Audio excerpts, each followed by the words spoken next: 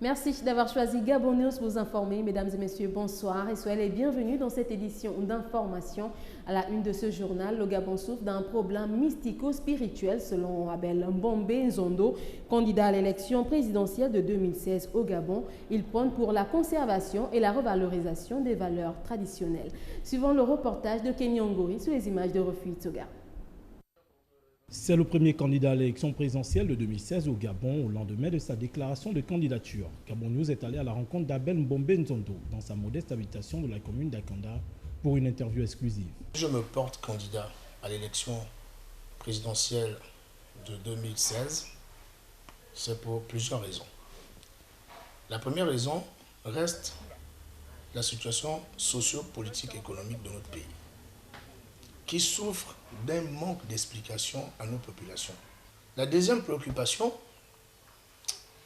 nous amène tout de suite à le manque de patriotisme des hommes politiques. Il n'est pas un novice en politique pour avoir déjà pris part à plusieurs échéances électorales, même si ceci était sous la bannière d'autres formations politiques. J'étais candidat en 2001, ma première élection, dans le département de Logolo-Mimongo, où je suis issu.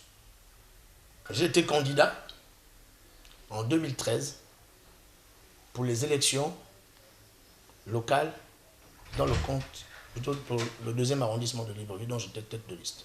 Si jamais il est élu à la présidence, son premier projet n'est plus un secret pour les Gabonais.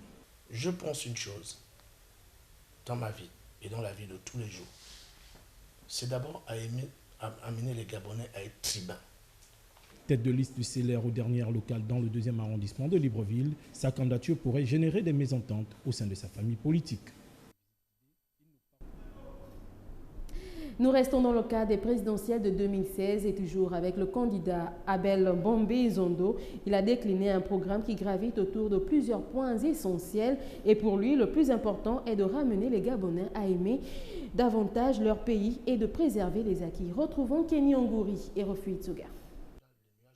Très attaché aux valeurs traditionnelles, Abel Mbombe se définit comme le port-étendard de la tradition gabonaise. Comme il le signifie dans son propos, le malaise du Gabon serait ailleurs. Je connais le cri des chefs.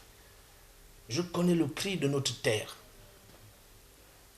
C'est un problème d'être en relation avec le cri de frère. C'est ça dont il est important.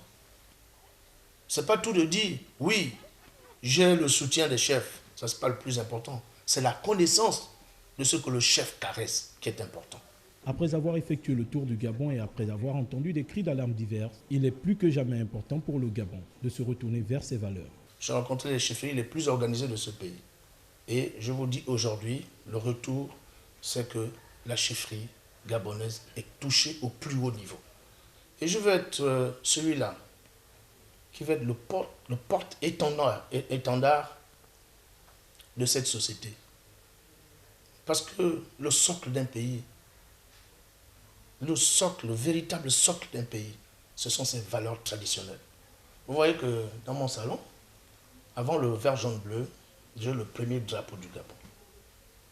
Ce sont les premiers, ça c'est, quand je dis drapeau, c'est le premier tissu de notre pays. Je l'ai, pour moi, c'est une grande référence. Le Gabon a perdu ses repères traditionnels. Il faut impérativement repartir vers nos traditions pour élever le pays et le sortir de ce qu'il qualifie de crise mystico-spirituelle.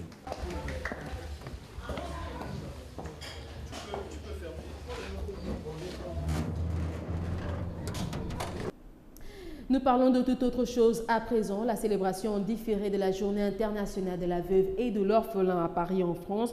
Le collectif Veuvage Droit, Accompagnement et Perspective, le VEDAP, dirigé par la Gabonaise Laurence Non, a plaidé samedi dernier pour le respect des droits fondamentaux et de la dignité de la veuve. C'est un reportage signé de Jacques Jarel, notre correspondant depuis Paris. Au cours de cette journée parrainée par Laure Raj Lumba, président fondateur de la Lumba Foundation, le VEDAP a une fois de plus réaffirmé avec force et détermination son engagement quotidien dans la lutte pour le bien-être et l'épanouissement des veuves et des orphelins. Le thème choisi pour cette 5e édition de la Journée internationale des veuves, 250 millions de veuves, 500 millions d'orphelins.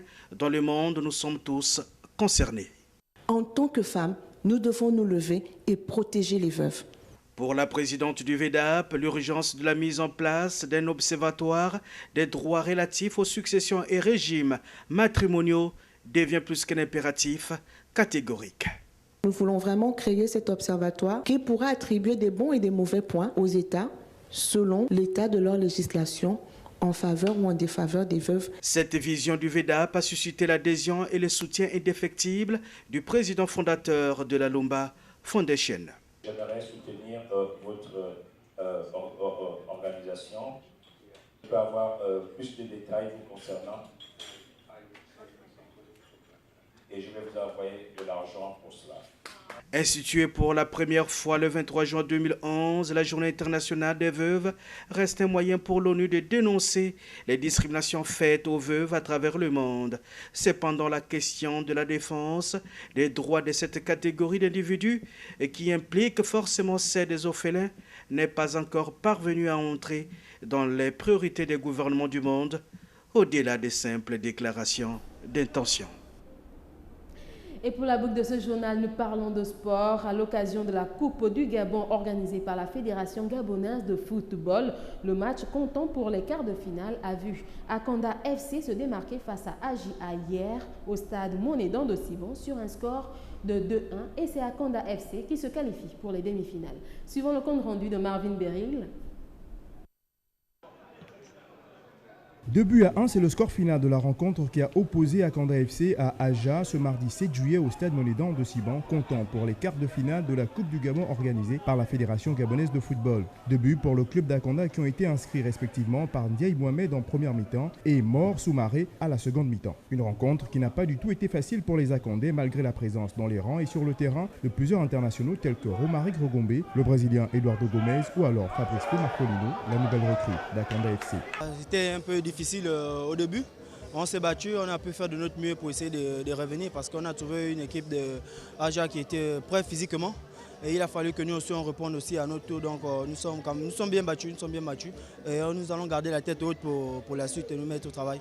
On voit aussi que cette équipe nous a vraiment surpris les 45 premières minutes. Et il a fallu qu'on multiplie les efforts et on l'a fait. Et puis la suite, voilà, ça a payé. Une très bonne équipe, on les a trouvés très prêts, ils se sont bien préparés pour ce match. Par rapport au match qu'ils ont gagné le week-end passé contre Missile, ils étaient prêts moralement et ils sont venus, ils étaient quand même très forts et ça, ils nous ont surpris. Mais nous sommes battus à notre tour pour essayer de renverser la situation. Malgré l'égalisation en première mi-temps d'Aja par Franck Ndon Mélangué sur un magnifique coup franc, Jerry Joué et ses coéquipiers n'iraient pas plus loin. C'est ça, les gagnants, les perdants. Et aujourd'hui, la chance a tourné contre nous et ça allait côté d'Akanda. Et félicitations à Akanda pour la victoire. Oui, on a respecté les consignes du coach, très bien même. On a joué comme le coach a dit.